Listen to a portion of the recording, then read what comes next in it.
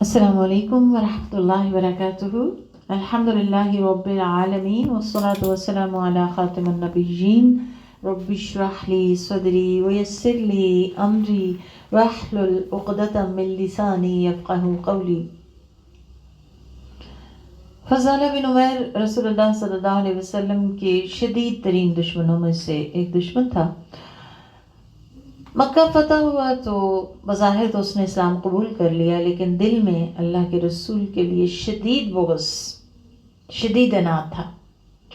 اب اس نے پروگرام بنایا کہ اسے جب بھی موقع ملے گا وہ اللہ کے رسول کو قتل کر دے گا، لیکن یہ کوئی معمولی کام نہیں تھا۔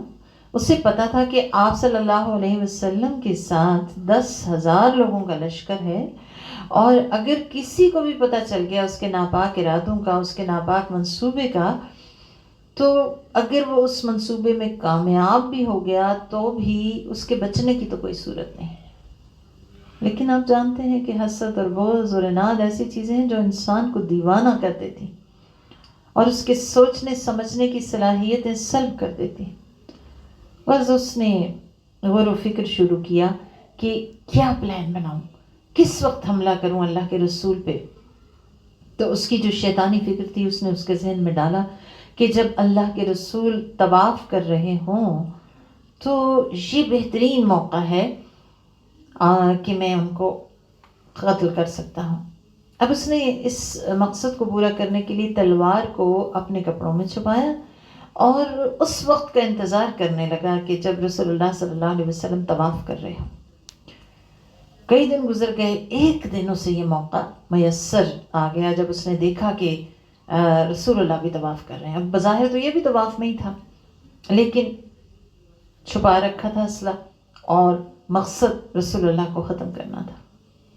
اب اس نے بھی طواف ساتھ قریب قریب آنا شروع کیا اور موقع تاکنے لگا کہ کب آپ صلی اللہ علیہ وسلم پہ حملہ کرے، اور ادھر اللہ کا فیصلہ تھا کہ اپنے حبیب کو لوگوں کی ریشہ دوانیوں سے بچانا ہے، لوگوں کے ناپاک منصوبوں کو جو آپ کو ختم کرنے کے ہیں ان کو ختم کرنا ہے، یعنی منصوبوں کو ختم کرنا ہے۔ تو اللہ سبحانہ وتعالیٰ نے فوری طور پہ بذریعہ وحی اپنے رسول کو فضالہ کا جو ناپاک ارادہ تھا اس کی خبر دے دی۔ اب آپ صلی اللہ علیہ وسلم چاہتے تو فوراً اس کو گرفتار کروا دیتے، کیونکہ آلہ قتل جو تھا وہ بھی اس نے کپڑوں میں چھپا رکھا تھا۔ لیکن یہاں پہ ہم دیکھتے ہیں کہ رحمت ہی رحمت ہے، خیر خواہی ہی خیر خواہی ہے، بھلائی ہی بھلائی ہے، معافی ہی معافی ہے، محبت ہی محبت ہے۔ قربان جائے اللہ کے رسول پر۔ تو اب فضالہ جو ہے وہ قریب سے گزر رہا ہے، اللہ کے رسول نے اسے مخاطب کیا، ارے کیا تم فضالہ ہو؟ کہنے لگا ہاں میں فضالہ ہوں۔ آپ نے کہا ماذا كنت تحدث به نفسك، تم اپنے دل میں کیا بات سوچ رہے تھے؟ فضالہ کہنے لگا کچھ نہیں، میں تو اللہ کا ذکر کر رہا تھا۔ آپ صلی اللہ علیہ وسلم مسکرائے اور کہا استغفر اللہ، فضالہ اللہ سے استغفار کرو۔ یہ کہا اور اپنا دست مبارک اس کے سینے پہ رکھ دیا، اور فضالہ کا دل پرسکون ہو گیا، سارے سازشی خیالات دل سے نکل گئے، دل پاک ہو گیا۔ اللہ اکبر، کتنا خوش قسمت بندہ ہے، اس سے بڑا کون خوش قسمت ہو سکتا ہے کہ جس کے سینے پہ اللہ کے رسول دست شفقت رکھتے۔ فضالہ کی تو کایا ہی پلٹ گئی۔ ابھی کون ہے؟ آپ صلی اللہ علیہ وسلم کے قتل کے منصوبے بنانے والا، آپ کے لیے دل میں شدید بغض و عناد رکھنے والا۔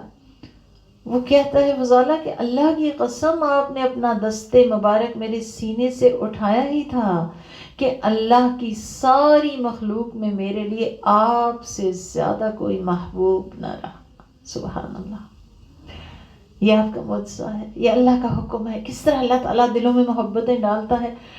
اور پھر وہ بندہ کیسے بدلا کہ جہاں نہ صرف اللہ کے رسول کی محبت آ گئی، کہتے جب فضالہ واپس اپنے اہل و عیال کے پاس رسول اللہ سے اجازت لے کے واپس جا رہا تھا تو راستے میں اس کی پرانی محبوبہ کھڑی تھی جس سے وہ بہت محبت کرتا تھا اور اس کے ساتھ ہر غلط کام کرتا تھا۔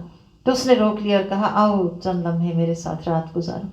مگر اب فضالہ وہ فضالہ نہیں رہا تھا، اس کا دل بدل چکا تھا، اس کے نفس کا تزکیہ ہو چکا تھا. اس نے اپنی محبوبہ کے سامنے کچھ اشعار پڑھے جن کا مفہوم کچھ یوں ہے کہ میری محبوبہ نے کہا آؤ باتیں کریں.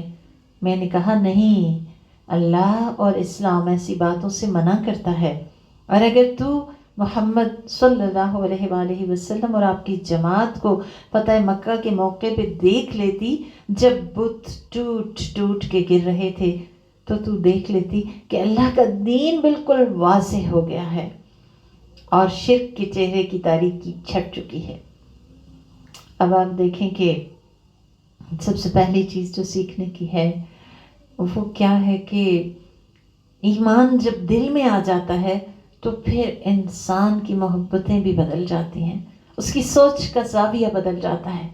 وہ ایمان ہی نہیں جو ہماری سوچ کو تبدیل نہ کر دے، اللہ اورینٹڈ نہ کر دے، اللہ کا تابع نہ کر دے، رسول کا تابع نہ کر دے، جو ہماری پسند ناپسند کو پیچھے کر دے اور اللہ کی پسند کو آگے کر دے، وہی ایمان اصل ایمان ہے.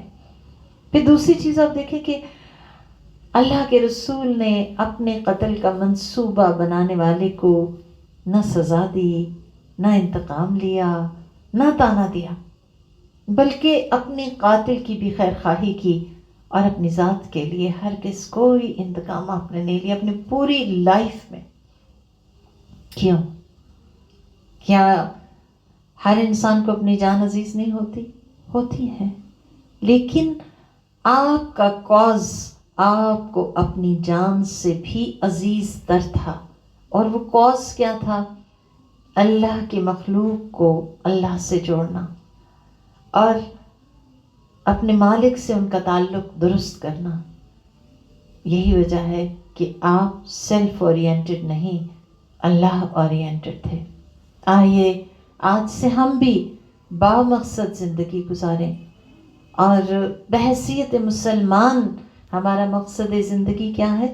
رب کی بندگی کرنا اور اس کی بندگی بجا کر اس کو راضی کر لینا. اور اس کے لیے آپ دیکھیں اللہ سبحانہ وتعالیٰ نے ہر بندے کو الگ الگ طرح کی صفات اور خوبیوں سے نوازا ہے.